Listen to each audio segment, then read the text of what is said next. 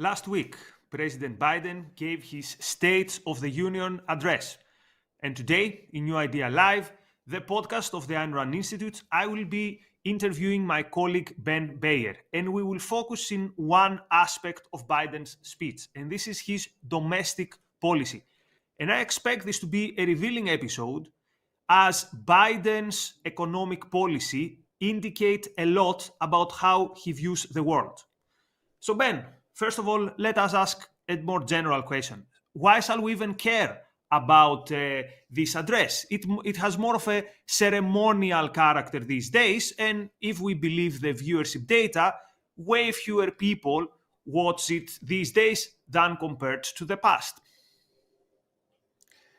Well, it's if you say it's just ceremonial to suggest it's superficial, I would say it's worse than that. It's become positively annoying because it's turned into a partisan political rally, basically a kind of stump speech by the incumbent who's currently running for election, and not very substantive as a result. It's obviously based on a constitutional requirement. The president's required to submit a report of the State of the Union every year to Congress. It could just as easily be a written report. It used to be.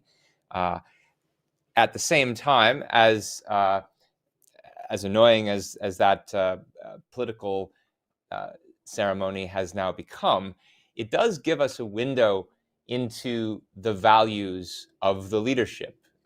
They express a long wish list of various actions, legislation they'd like to enact, much of it which has no chance of being enacted given the fact that there's a divided government.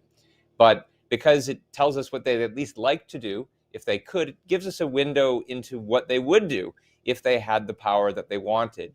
And especially since we're currently living in a divided government in the United States, where there's a Democratic president, but a House that's dominated, that's controlled by the Republicans. The president doesn't get to do much of what he wants. It hasn't been able to for the last couple of years. So one result is at ARI, we haven't had much chance to comment on what he's done because he hasn't gotten anything done. Here's our chance to do it when he tells us what he would do if he could. So let us begin by watching a clip that is important because it sets the tone for the narrative that the president chose for the occasion. Clip number 1, please.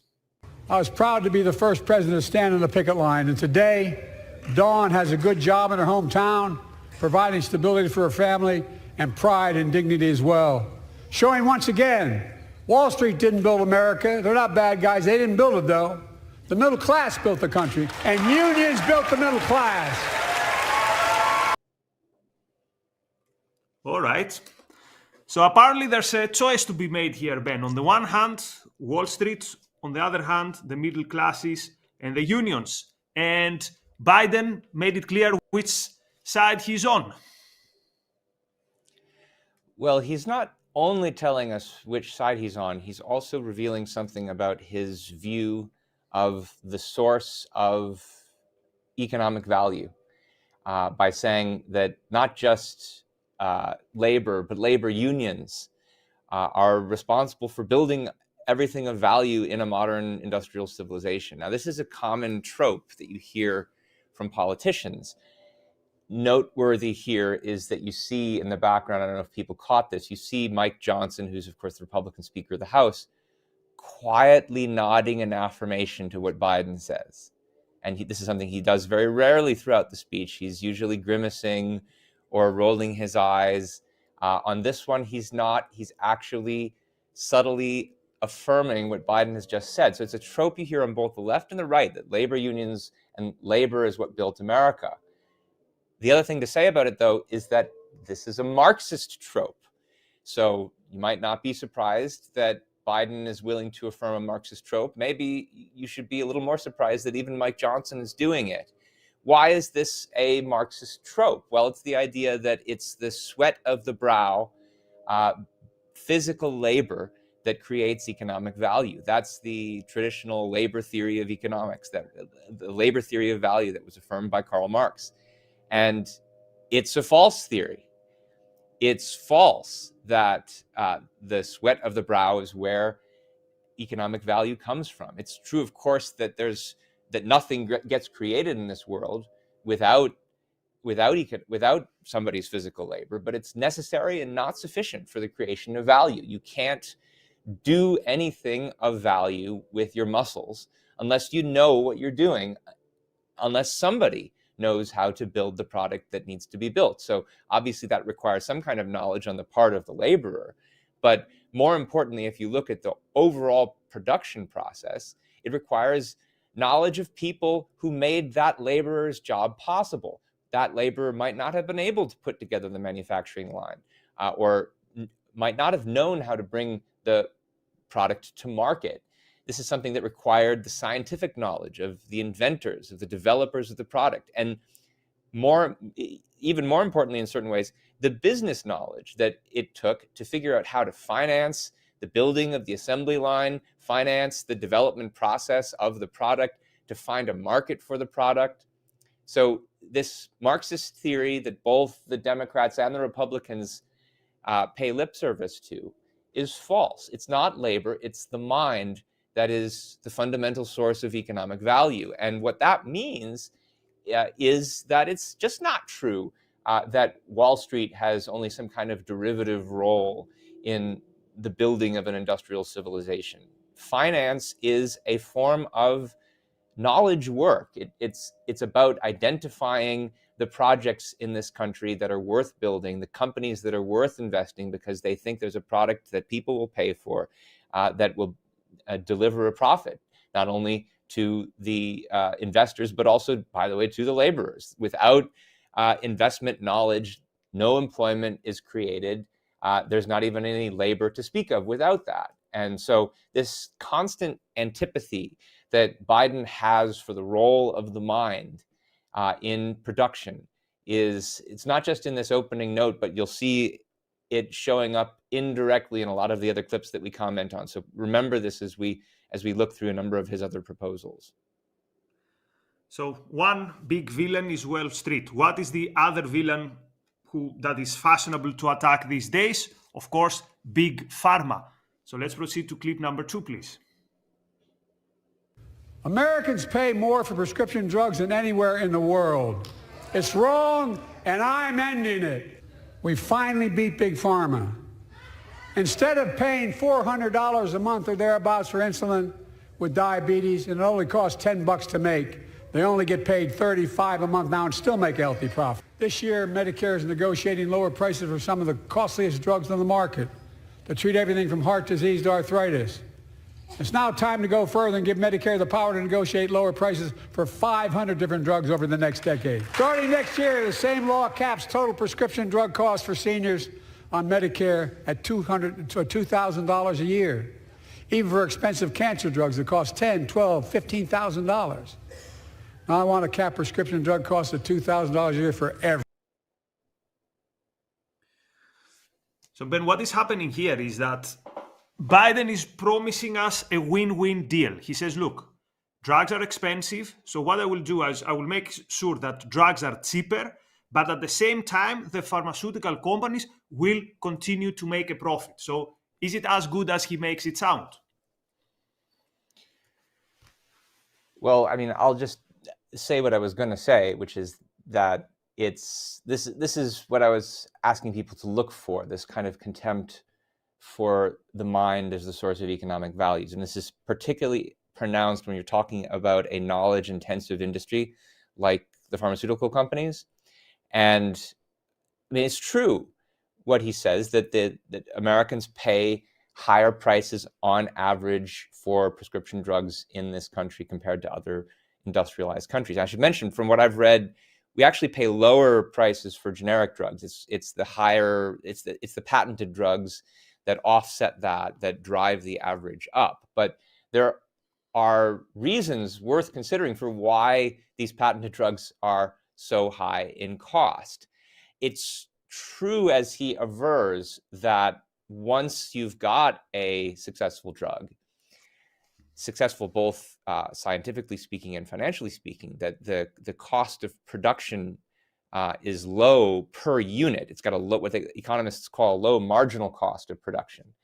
Once you've set up once you've got a workable formula, and once you've got your manufacturing processes in place, it's very cheap to produce each extra pill. But that's only after there's been a very high overhead average cost for research plowed into this drug. And that's especially because of the fact that there are all kinds of drugs that pharmaceutical companies investigate, test, that for one reason or another don't end up making it to market. They have to explore all kinds of dead ends before they find one that actually works. It's a scientific process. And that's not even considering the fact that they then also have to go over the hurdle that's arbitrarily imposed by the FDA. Not simply because of the fact that the FDA is a government entity that, at least in my opinion, shouldn't even exist. I think that drug quality is something that should be handled by the market, and there could easily be market mechanisms that would check this. But if you compare the FDA to other governmental drug approval agencies, like the ones they have in Europe, for instance, our FDA is much stricter than the ones in Europe, and drugs can conceivably come to market faster here. Our pharmaceutical companies wouldn't need to face such very expensive regulatory burdens in this country. So a lot of the cost here is on government. And that's not the only reason. One that's especially worth considering is that most of the rest of the world has overtly socialized medicine. Now, the system of medicine we have in this country is hardly free market. There's 1,000 ways in which the government is involved in regulating it and subsidizing it. And we'll talk a little bit more about that later. But in the rest of the world, government basically owns healthcare in most every other industrialized country.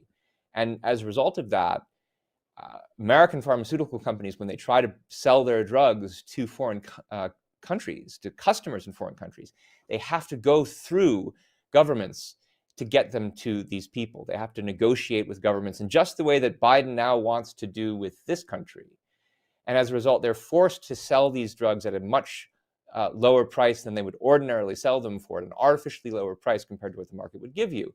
And so if these drug companies want to make a profit, that means they have to make up the difference somewhere. And so as a result, they charge American customers a higher price than they probably would if they weren't having to subsidize the rest of the world.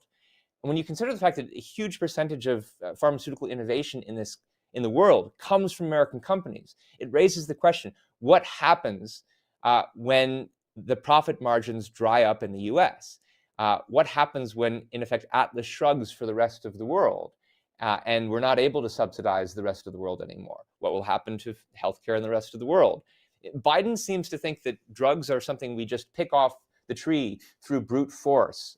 Again, that labor theory of value coming into play, and shows really no appreciation or gratitude here for the intellectual and the financial knowledge and work that has to go into creating something like a complex pharmaceutical product. And all of that means it is particularly galling that he should want to now try to force the minds of the scientists and the financiers to negotiate for these prices to meet the demands of the state medical cartel, after they've already had to go over so many other burdens, after they've already had to deal with so many other costs in an industry that requires free use of the mind. It's really abominable. But apparently, corporate greed is not only to be met in pharmaceutical companies in the Wall Street, but also in the companies that bring us our chocolate bars, which apparently are becoming shorter. Let's proceed to the next clip, please. Too many corporations raise prices to pad their profits, charging more and more for less and less. That's why we're cracking down on corporations that engage in price gouging and deceptive pricing, from food to healthcare to housing. In fact, the snack companies think you won't notice if they change the size of the bag and put a hell of a lot fewer, same size bag, put fewer chips in it. No, I'm not joking. It's called shrinkflation. Pass Bobby Casey's bill and stop this. I really mean it.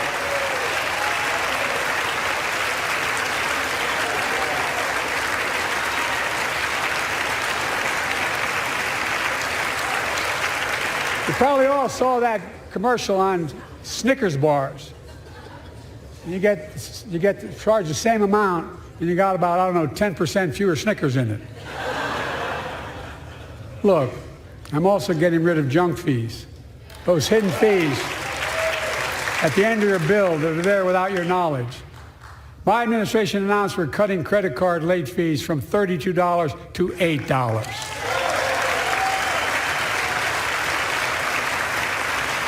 Banks and credit card companies are allowed to charge what it costs them to instigate the collection. And that's more a hell of a lot like $8 and 30-some dollars. They don't like it. The credit card companies don't like it. But I'm saving American families $20 billion a year with all the junk fees I'm eliminating. Folks at home, that's why the banks are so mad. It's $20 billion in profit. I'm not stopping there. My administration has proposed rules to make cable, travel, utilities, and online ticket sellers tell you the total price up front, so there are no surprises. It matters. Okay, Ben, too much to unpack here. So, crisps packs getting fewer crisps in the pack, transaction fees. So, what is happening here? Well, one thing to notice, it is a bit confusing what's happening here because he's throwing together a whole lot of very different issues and treating them like they're all the same. On the one hand, you have complaints about rising costs in food, healthcare, housing, versus the shrinking snacks, which is a really funny example. I'm really sorry to hear about President Biden's Snicker habit, but it doesn't really affect people too much. All of them are being grouped together as price gouging here, which is a basically meaningless term, talking about higher prices that somebody doesn't like, that somebody wants to forbid. But we should break these down. So let's start from the first one. Okay, so shrinkflation. First of all, what is shrinkflation? Is it a problem, and should something be done about it? Well, I'm not sure if the term shrinkflation is worth validating as a valid concept, but what he's getting at is the fact that, yeah, sometimes instead of raising the price of a product, producers will simply keep the price the same, but reduce the size because the raw materials it takes to produce them are costing them more, and they don't want to pass along that higher price. Now, one thing to notice is that this is something that happens very rarely. If it didn't, we wouldn't be noticing rising prices across the board. It happens, from what I've read, mostly with a small segment of the market with paper products and with junk food. Incidentally, these are the same kinds of products the government usually wants to shame you for using too much of anyway, and often wants to tax you so that you will use less of them. So you have to question the sincerity here of government officials who sometimes say they want you to use less of them and then are suddenly worried that you actually are using less of them because of this market mechanism. Why is it that it only happens in this segment of the market and not in others? I would guess, I'm not an economist, but I would guess that it's because, well, these are cases where people probably know they should be using less of them anyway, so they're not bothered by the fact that they're getting less. And that's different from the other kinds of products. But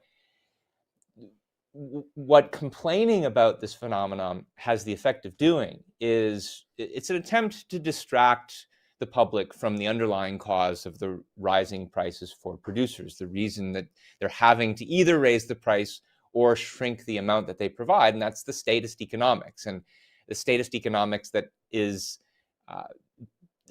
in which government assumes power over the economy, including flooding the economy with free cash. And during COVID, this happened at unprecedented rates between the Fed policy of historically low interest rates and programs like the PPP, where companies were just given free money, where individuals were mailed checks for not working. And so it's not a big surprise that you're going to have inflation. And at the end of the episode, by the way, I'll share a link to an interview that I did with an economist on this subject, on the various government policies that led to the unprecedented rates of inflation. which I should mention are policies that were shared not only by the current administration, but by the previous administration. And nobody wants to talk about that. Nobody wants to say that these policies are what are basically responsible for the rising costs that we're facing now. And so let's find a way basically to blame the companies. And the legislation that the president announced just now, the camera went on Bob Casey, and there's this bill that he wants to pass that would in some way try to outlaw so-called shrinkflation by authorizing the FTC to label it as unfair or deceptive. And you have to think about what would it even mean to try to enforce something like that? Are you going to say it's illegal for a company to change the size of the product that it wants to sell to you, and that you don't have the right to buy it at whatever size it offers to sell? And how is it in any way deceptive especially when everybody knows that it happens? Anyone's able to look at the label that says the amount of ounces or kilograms in a product, and you don't have to buy the smaller Snickers bar. Sometimes they offer larger ones too, if you really want. So it's really just a galling interference with the free market pricing system. And it's worth noting, of course, that if they stop doing this, the only alternative is to raise prices. To sell the same amount they were selling before, they would have to raise prices, because, of course, the prices of their inputs are going up because of this overall rise in prices. And the interesting, if you look at the Casey bill, what he also anticipates this and says, well, if that happens, it will be greedflation. That's his neologism for this, as if companies are suddenly getting more greedy they're getting greedier than they were before whenever a price goes up. So the real damned if you do, damned if you don't kind of dilemma that's being offered to producers here. And underlying the assumption of all of it is that there's something wrong with earning a profit, that they shouldn't be able to actually make more money, that they should be left, it requires planning, it requires thought, and it requires being able to earn the fruits of your labors for Snicker bars actually to get produced. And that has to be paid for somehow by somebody. But okay, let's say the demand for Snickers is, as the economists say, elastic. I can live without Snickers. But what about rising costs in areas such as healthcare? Or we could also talk about housing, where people, it's not that it's literally an issue of life and death. So is Biden then in a legitimate position to say, look, maybe you laugh about the Snickers thing, but when it comes to rising costs in healthcare and housing, this is where I definitely need to do something? Yeah, I mean, I think with these other markets, the reason you do see rising prices is, I mean, you can't give away less of it. You can't sell less of it and people will still be satisfied. They need as much as they can get. And so you see the prices very pronounced, raising in healthcare, food, and housing. But here again, it's worth pointing to the reasons that everybody should know are responsible for this. I don't think you have to be a sophisticated economist to know this. I mean, in healthcare, we already talked about the cause of rising prices for pharmaceuticals. In other sectors of the healthcare industry, when you're talking about hospitals and doctors, et cetera, yes, it's obvious there's massive healthcare inflation. It has been for decades. It's been happening since the 60s and 70s. And that's because the government passed forms of socialized medicine in the United States. We don't have the same kind that we have, that you have in Europe or in Canada, but you have Medicare and Medicaid, which subsidize healthcare costs for seniors and for the poor. You have EMTLA, which is a bill passed in the 1980s and signed by President Reagan, which forced hospitals to accept patients basically for free if they came into an emergency room.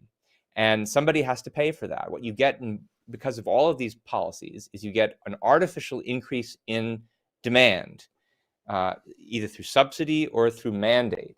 People who are consuming healthcare who wouldn't otherwise pay for it at the market price. And that's buoyed by the fact that you also have tax incentives where employers are basically charged, are given a tax incentive to buy insurance for their employers are given this tax incentive to buy insurance for their employees, which means then that you have a third party that's paying for insurance. There's no incentive on the part of the consumers to actually keep prices down. So you have this artificial increase in demand, buoyed by, in conjunction with, an artificial constriction on supply. There have been all kinds of ways in which government's done that over the course of decades. The most recent of them has been Obamacare. It's lowered reimbursement to providers in lots of ways, making a lot of them want to quit. Right now, we have a huge doctor shortage. It also, paradoxically, gave less money to emergency rooms because they had this theory that people were getting their health care through emergency rooms. So if you started giving them health insurance, they would stop going to the ERs, start using doctors elsewhere. They therefore gave less money to ERs.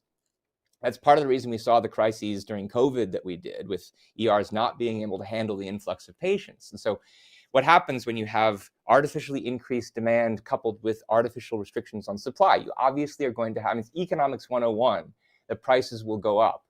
And so again, here we have complaints about rising prices directed against the actual producers, directed against the doctors, directed against the insurance companies, when in fact, it's government that's fundamentally responsible for this. In healthcare, it's even much greater rate of inflation than what you have generally. And that's because of the intensive amount of government intrusion in the healthcare market. And what about housing, Ben? This is also a big issue. Many people in the younger generations, they believe that they've been robbed of the opportunity to buy a house because housing prices are so high. So can the president do something interventionist? Is there any way to bring the prices down? And to begin with, why are prices so high? I mean, it's much the same story to tell here, especially with housing. You can again blame the Federal Reserve, which is a government entity. It's not a private organization of bankers. It's a government entity that's basically setting the price of money. It's had historically low interest rates over the past few years, leading into and then intensifying during the COVID pandemic. This has obviously led to a huge expansion in demand for housing, driving up the prices everywhere. And that's on top of the fact that the places where people want to live are in cities where they won't let you build, where there's all kinds of local housing restrictions that stop people from building high rises, that stop people from putting more than a few houses on a given plot of land. You can only build single family housing. There's a lot of good work being done right now by the YIMBY movement, saying, no, we should take down these local housing regulations, but they're not catching up fast enough with the rapid expansion in credit that we're still dealing with from the last few years.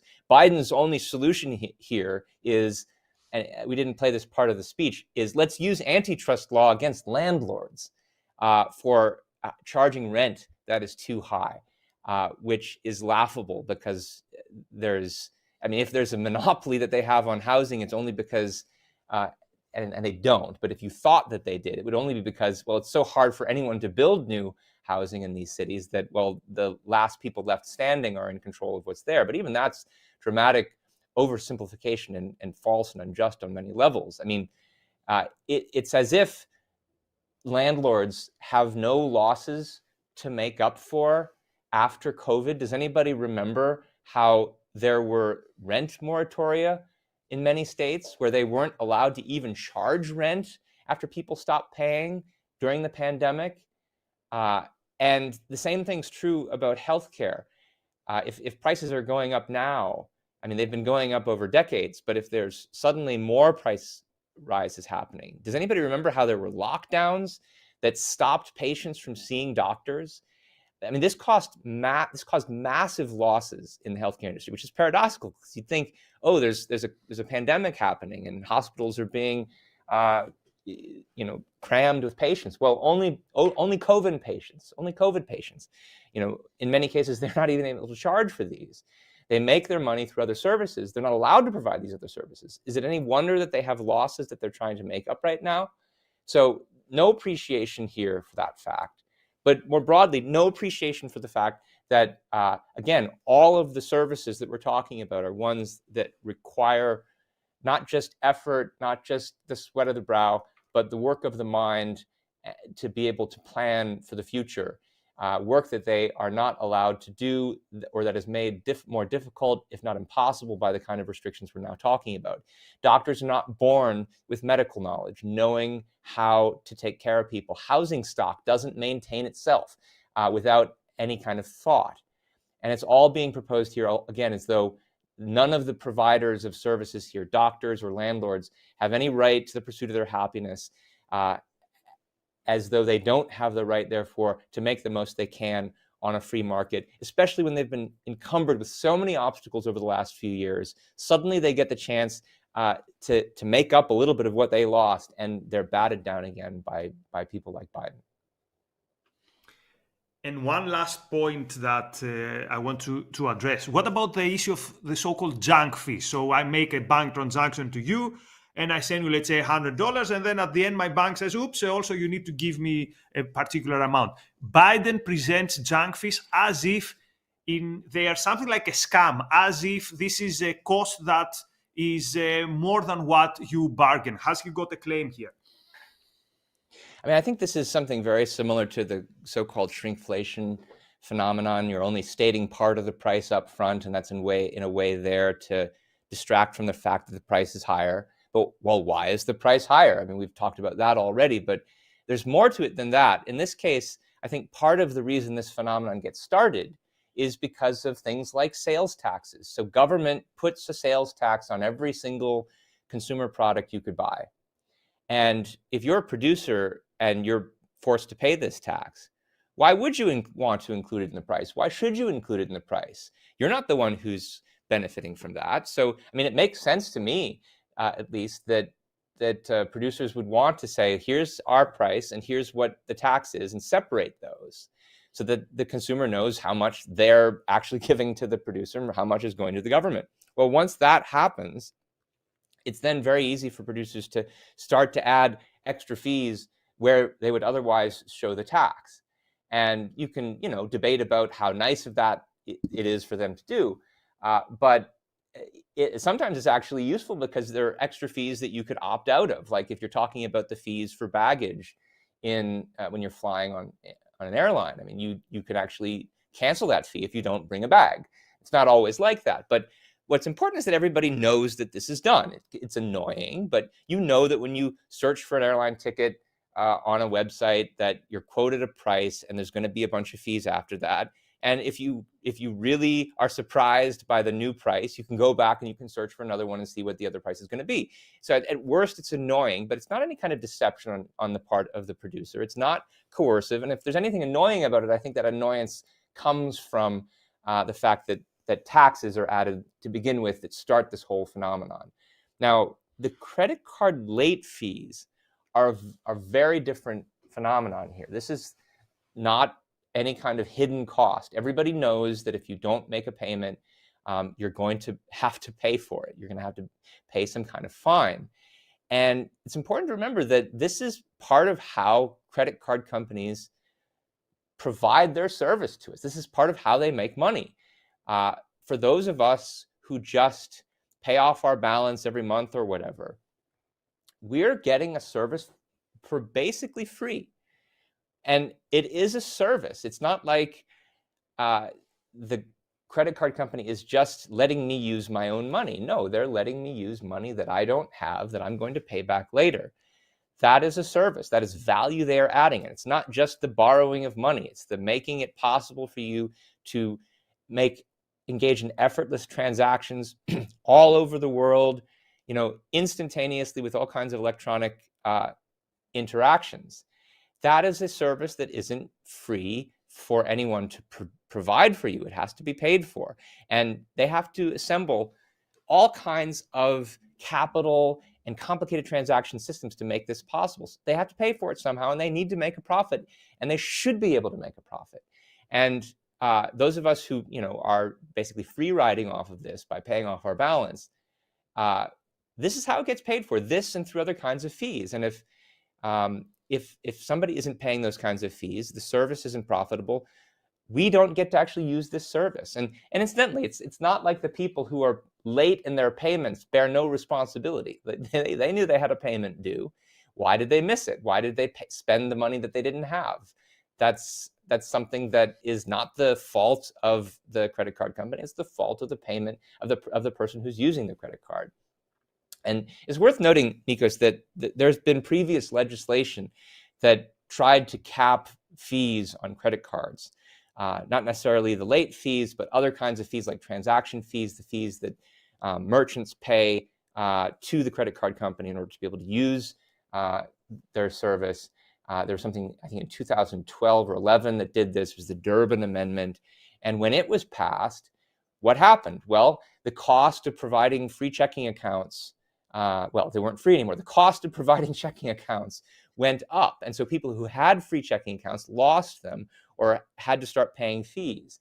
And the people who this affected the most was the people who, obviously people who needed free checking more than other people. So people with less money to spend. So if this happens, it's going to be a burden, not just on the people who are, not getting to use all the points on their credit cards that they would like to, those of us who free ride off these systems, but other people too. And so this is a product that is not free to produce. It requires inputs. It has to be paid for somehow. Credit card companies are providing us a service, and they have the right to make a profit from it. And Biden is, again, casting all of this into the wind, assuming that these services come from nowhere and that the people producing them are, in effect, our servants or slaves. So coming towards the end of this interview, Ben, let's try to get in the mind of Joe Biden and ask the more kind of zoom out questions, which is, why now? What is he trying to achieve with these interventionist measures? But before we get to that, another major question is, can Biden has he got the leeway, the freedom to implement these changes? So are these interventions that he's planning even allowable? Can he get away with it? What happens? Can the president tell, for example, Snickers, this is going to be the size of your chocolate bars? Yeah, I mean, these two questions are related because part of the reason why he's talking about this now has to do with the fact that he doesn't have legal authority over very much. And so part of it is he's asking for the legal authority. That's part of why he's asking for the Congress to pass this bill that would somehow stop so-called shrinkflation. But a lot of the other stuff that he's proposing, he's doing through executive orders. And that's, of course, because there's a divided government, because he doesn't have the cooperation of Congress. One example of this, for instance, right now is that, so he's had a very active Department of Justice and Federal Trade Commission trying to file various antitrust lawsuits.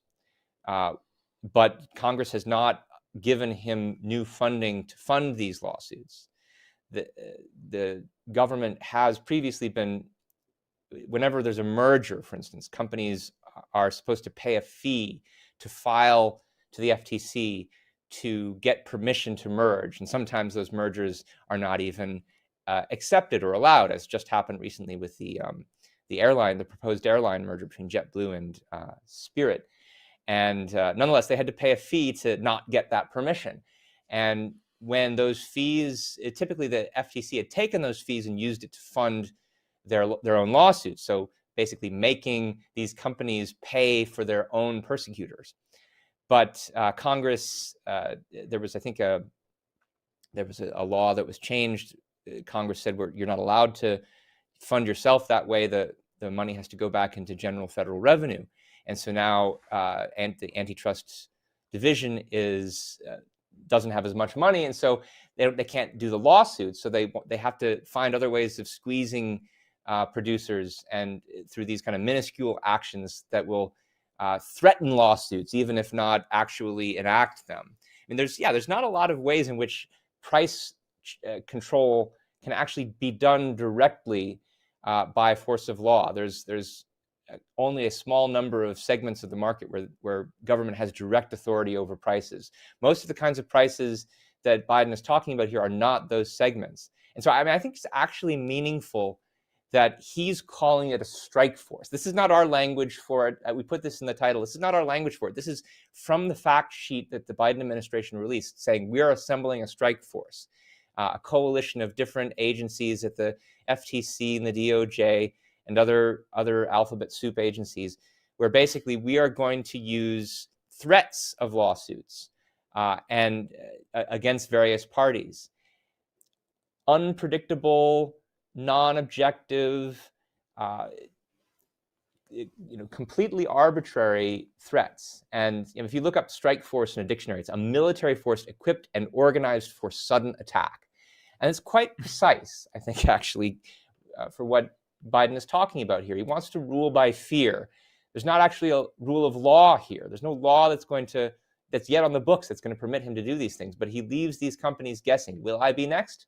We don't know. And then often they'll have to make these kinds of changes and themselves anticipating that if they didn't make the changes that they needed to make a profit, they would be somehow batted down. And it's very popular for conservatives to criticize the Democratic administrations like the Biden administration for being socialist. And there's respects in which that's true. But what I think this kind of action shows is that where the modern Democratic Party tends is toward fascism and not socialism. And fascism means there's nominal property ownership, nominal private property ownership, but the corporations who have it, or the businesses who have that nominal ownership, are ordered around by government, as you saw in historical fascist regimes. And so this is, I think, part of why it's not an accident that Biden is saying throughout the speech, I'm a capitalist, I'm not against corporations. Well, yeah, he's not against there being things called corporations that have nominal private property, but he still wants them to take his orders. And that's the hallmark, not of socialism, but of fascism. Is there also an element, though, of that it's an election year and he wants to put, quote, more money in the pockets of ordinary people? Because, to be honest, I agree with you. I don't think Biden is socialist. I don't think he's anything in particular. So is there also this element of that he's, quote, buying off votes from the people he expects them to vote for him in the 5th of November? I mean, I think you're right that it's about the fact that this is an election year, but not because this is in any meaningful or realistic or long-term sense going to actually put money in the pockets of the voters. It's not really about helping the consumers. Deserving consumers are going to be harmed by all of these policies for reasons I think that we talked about. They're going to get fewer life-saving drugs. It's going to be more difficult to access credit, checking accounts. It's going to be harder to find a home because there's going to be less incentive for producers to build them. So this is much less about actually helping out consumers or voters, more precisely, much more about blaming business, blaming the rich, blaming the successful. And this is generally, I think, of a piece with Biden's other approaches and policies that he mentions in this same State of the Union. He announces a very punitive approach to taxes, 25% basically wealth tax, not even based on income that he wants to, but on unrealized capital gains benefits, which is going to be so arbitrary to enforce. It's generally of a piece with his broader approach to antitrust, which is not only anti-producer, but anti-consumer even. I mean, there are all kinds of cases where he's filing antitrust suits against big business, not because they have any demonstrable effect on the consumer, because the consumers get the products for free. And here I'm talking about social media platforms, but simply because he thinks that the companies have too much quote unquote power. So what this really amounts to is a way of rallying his political tribe against a perceived enemy, where it is a perception, where it's based on red herrings and based on caricatures and based on myths. But it's invented, but it gets people angry. It gets them hating the other side. It gets them hating the producers and the businessmen, and therefore gets them to vote. But it doesn't actually do them any good. I think it really is it's nihilistic at the end of the day. So you mentioned political tribes. So, okay, Biden is bad, but can we hope that the other side of the political spectrum, the supposed other side, the supposed defenders of free enterprise, the Republicans, are they up in arms against Biden's initiatives? Are they out there advocating why controls don't work and why we actually need more economic freedom? Well, I don't get much hope from their reaction to this speech. With regard to the actual statist, collectivist economic policies that Biden proposed, what you're basically getting from Republicans is crickets. All the outrage is about the border. The border, and we did a previous episode on this, we're going to do it again. The border is one of these tribal political rallying issues. And it's no big surprise that this is the case, because as I indicated at the beginning, like, it's very significant that Speaker Johnson was nodding along with that anti-Wall Street statement from Biden at the beginning of the speech, because the modern Republicans don't really disagree with Biden or the Democrats on any of these fundamental moral political issues. The only exception that I've seen to this is there's been some commentary by people on the right about how it's, the shrinkflation crusade is a distraction from the fact that Biden is responsible for inflation, which is partially true, but it's also true that Trump's policies during COVID contributed just as much, if not more, to our current inflation than what Biden has done. I mean, it was Trump who passed the PPP. It was Trump who signed legislation allowing all these checks to be written to Americans. That's what put the money into the economy and pushed up prices generally. And that's something that's going to have a long-term effect on an economy. It's not at all a surprise that something that he does at the end of his administration has effects in the current administration. Of course, Biden has not helped anything. He's also signed all kinds of basically welfare state legislation, infrastructure legislation, Recovery Act administration legislation, post-COVID, plowing even more money into the economy. That's not helping anything, obviously. But Republicans know that they share the blame for the current state of the economy just as much as Biden, and therefore they don't want to draw attention to this fact. They want to be able to blame the same people that the Democrats are blaming. They want to be able to blame big business.